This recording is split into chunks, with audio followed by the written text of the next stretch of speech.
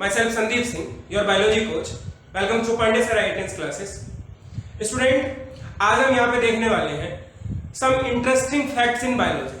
कुछ ऐसे फैक्ट्स जो कि बायोलॉजी के अंदर है और हम इन्हें कभी कभी फील करते हैं, लेकिन क्या है कि हम इन्हें एक्चुअली जानते नहीं हैं। तो उसके लिए क्या है, मेरे पास कुछ फैक्ट्स हैं। जैसे फर्स्ट क्या है, यहाँ पे फर्स्ट है हमारे पास each blood cells take around 20 seconds.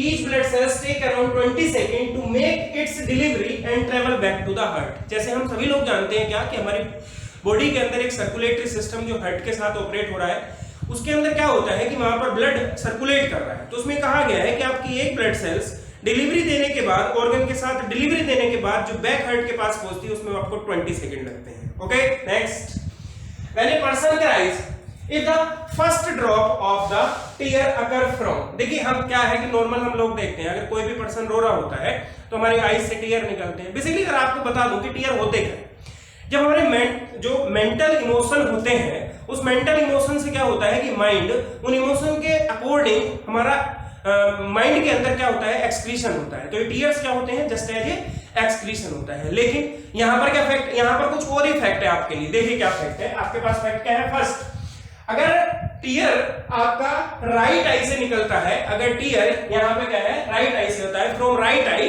Then वो होता है हैप्पीनेस के लिए। From left eye it's pain, from both eye it's frustration. आया समझ में? यहां पर तीन टाइप से दिया हुआ है, राइट आई से हैप्पीनेस, लेफ्ट आई से पेन के लिए, और बोथ आई से अगर दोनों आई से एक साथ आता है, दिस इज कॉल्ड फ्रस्ट्रेशन।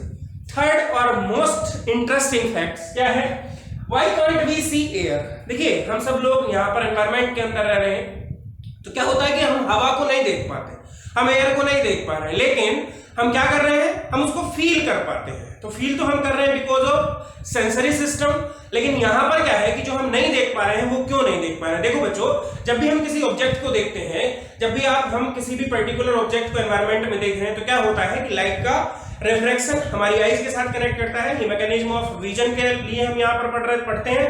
तो उसमें क्या होगा कि हवा को क्यों नहीं देख पा रहे, उसके लिए ध्यान से आप लोग याद रख सकते हैं क्या, in order to see something, it need to interact with light either by absorbing, scattering और refracting। या तो लाइट का एब्जॉर्प्शन हो, या स्कैटर कर रहा हो लाइट, या वहां पर रिफ्रैक्ट कर रहा हो।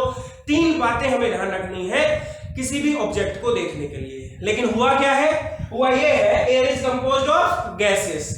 नॉर्मली अगर हम थ्री मैटर की बात करते हैं, सॉलिड, लिक्विड और गैस, तो उसके अंदर क्या होता है कि जो गैसेस होते हैं उनके मॉलिक्यूल लूजली पैक्ड होते हैं। तो यहां पर ये कहा गया कि air is composed of gases, और गैसेस में कैसे मॉलिक्यूल मिलते हैं, लूजली पैक्ड मॉलिक्यूल्स मिलते हैं। उन लूजली पैक्ड मॉलिक्यूल की वजह से little chance to interacting light, then उनका वहां पर जो चांसेस है वो क्या है, कम होता है। लाइट के साथ इंटरेक्ट करने के चांसेस कम होते हैं, और अगर लाइट के साथ इंटरेक्ट करने के चांसेस कम है, देन क्या होगा, नॉट एबल टू सी।